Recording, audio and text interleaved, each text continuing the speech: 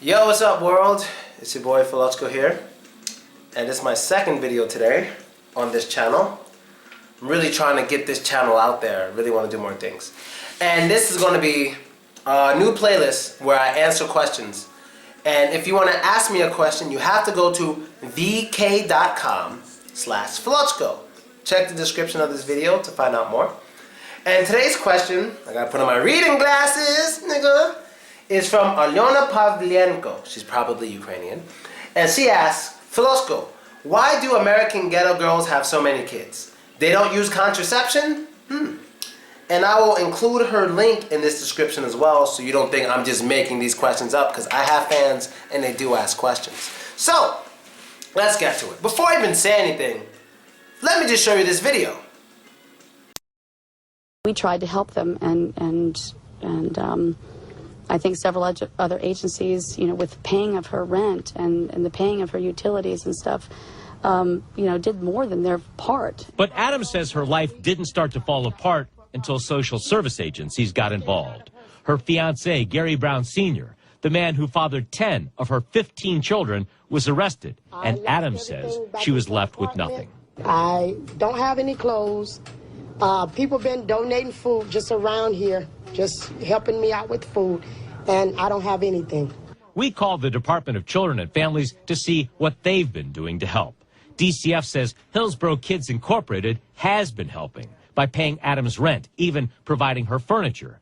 Adams says it isn't enough. Somebody needs to pay for all my children, and mine and Gary, all our suffering, all our pain. Somebody needs to be held accountable, and they need to pay. Did you see that? That was a woman who had a total of 15 kids. She was 15, Vietnamese. She was pregnant with her 16th kid. She's not.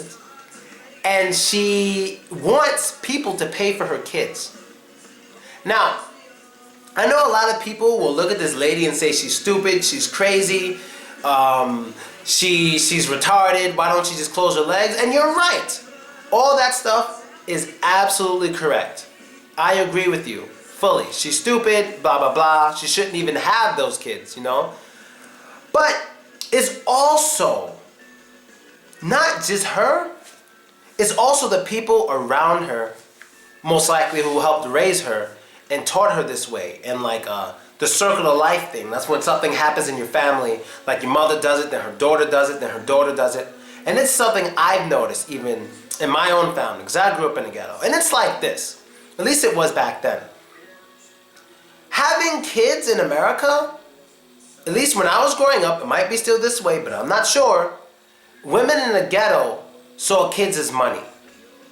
Because when you're on welfare, which is like, I guess, the government giving you money, and you're on these things, or when you were on these things back when I was a kid, they would give you money per child that you have. So there'll even be parents who want to claim another child on their taxes so they can get more money. So let's say, for just sake of argument, my mother wanted to claim my sister's daughter on her taxes, claim my niece. By claiming my niece and saying my niece lives with my mother would get more money because of that child. So a lot of these women have child based on a mentality that I don't have to worry about making money for the child. I don't have to worry about supporting the child because the government will give me money if the man is not in the house. So a lot of ghetto women have children, one, and two, they don't have women. They don't have men at home. So if you don't believe me, you think I'm being racist, check all the statistics. Now the first thing a ghetto woman will tell you is, you trusting those statistics, that's not true. Even if the statistics aren't 100% accurate, they're much more accurate than what these ghetto girls are going to tell you.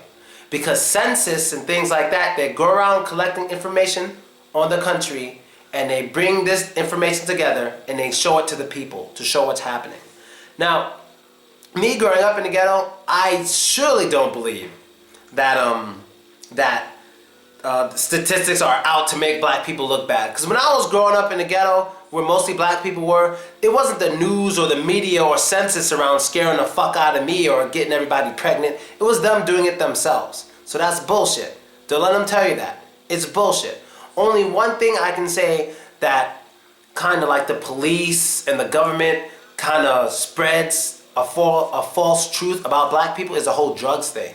Like, I was brought up around black and white people, and I honestly believe that white people do drugs just as much or even more than black people. I don't know where, but like everyone smokes weed. I'm gonna make this quick because this is off the topic. Everybody smokes weed.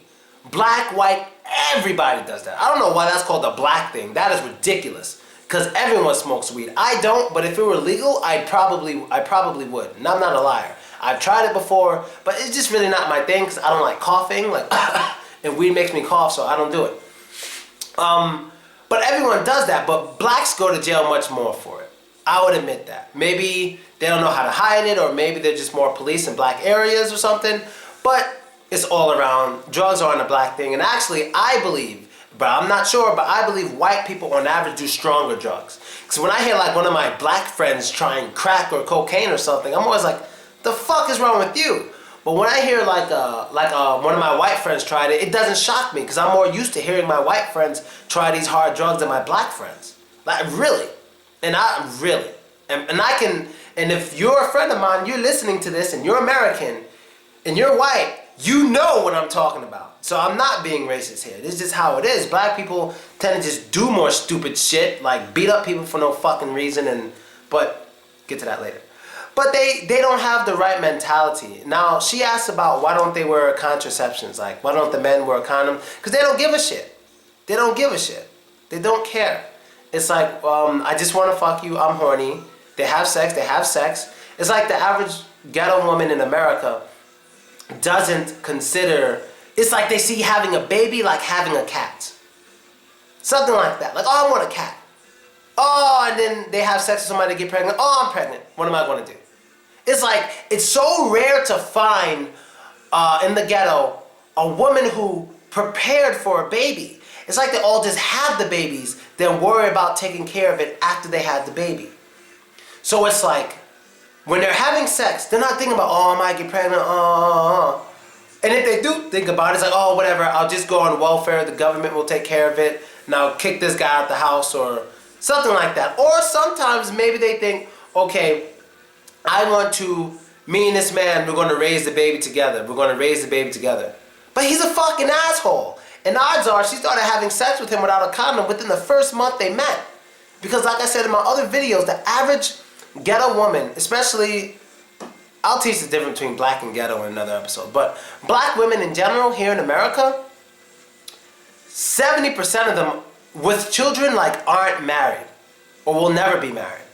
And many black women who have children by multiple guys that they weren't even married to. Just like the lady in this video. She has multiple guys, many kids, and people feel sorry for her. Nobody should feel sorry for her. Everybody should feel sorry for the children. She should go to jail, just like the man went to jail. She should go to jail and the kids be sent to foster care or some families who want to raise them. Period.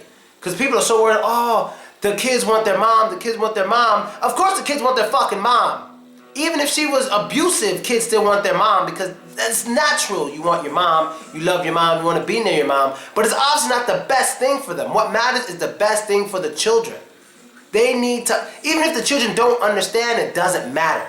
They're kids. They want things a lot that they can't have. I want this candy. No, son, you can't have this candy because if you have this candy, it's going to make your teeth rotten. You're eating too much candy. You got to eat food first and maybe candy later. No, I want candy. Okay, he wants candy. Give him the candy. No!